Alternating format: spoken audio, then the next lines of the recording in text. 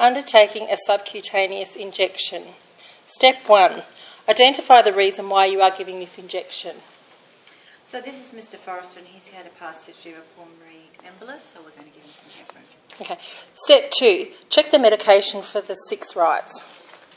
So we have the correct patient is Thorne Forrester. The correct medication, it's over here on the regular medication chart. The correct drug is heparin. The correct route is subcutaneous. Correct dose is 5,000 units. Correct frequency, BD. Correct documentation has been completed and signed and dated. We're going to give it this morning and it hasn't been given yet. Collect your equipment. For this assessment you will need a 1 ml syringe, a drawing up needle, which may be green or blue or yellow, a subcutaneous 25 gauge needle, an ampule of heparin, and an injection tray. Step 3. Calculate the dose of medication you are going to give. For this you'll need to show your calculation for the assessment. You're going to give the patient 0.2 of a ml. Wash your hands before beginning the procedure with alcohol hand rub. Step 6. Assemble the equipment. This is a non-touch aseptic technique. Open up the syringe and connect the drawing up needle.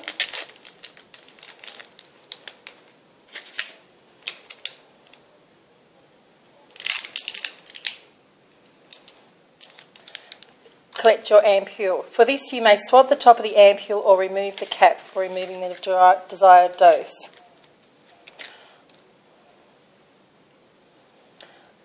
Draw up the medication. For this you need to draw up 0.2 of 1 ml.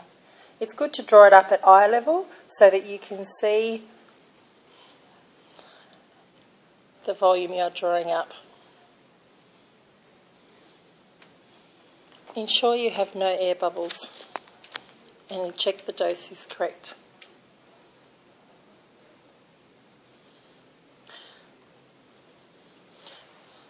Apply the injecting needle, 25 gauge.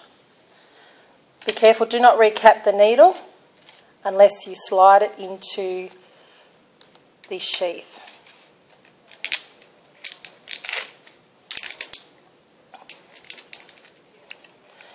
Now check the syringe, the ampule and the drug chart with a registered nurse.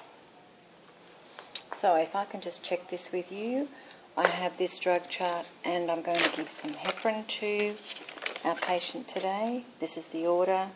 Just read it out.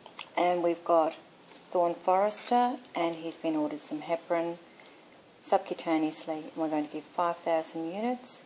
Its frequency is BD and we're going to give it this morning. It hasn't been given yet and this document has been signed. And I've got the ampule here. This is heparin sodium, 5,000 units in 0.2 of a ml. The expiry date is 9/5/2015. And you've got 0.2 mils there? I have 2,000.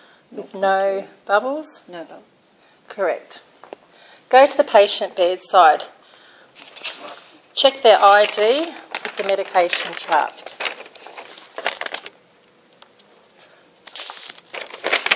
So we have here Thorne Forrester.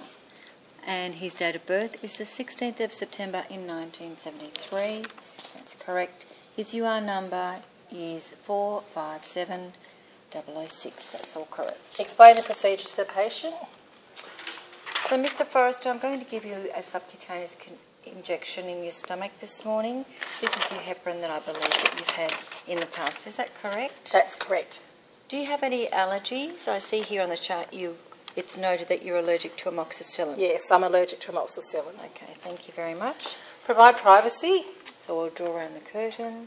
Locate the injection site and assess for signs of bruising, scarring, burns or infection. Wipe the site in a circular motion from clean to dirty, inside to out. Insert the needle at a 45-degree angle. Pinch up the skin as you do so that you obtain some subcutaneous fat.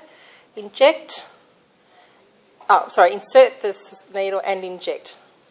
There is no need to aspirate as the subcutaneous fat does not have any blood vessels. Remove the injection and discard. Do not recap your needle. Apply gentle pressure to the injection site. Dispose of equipment. Wash hands and document on the medication chart the time, the date and your signature.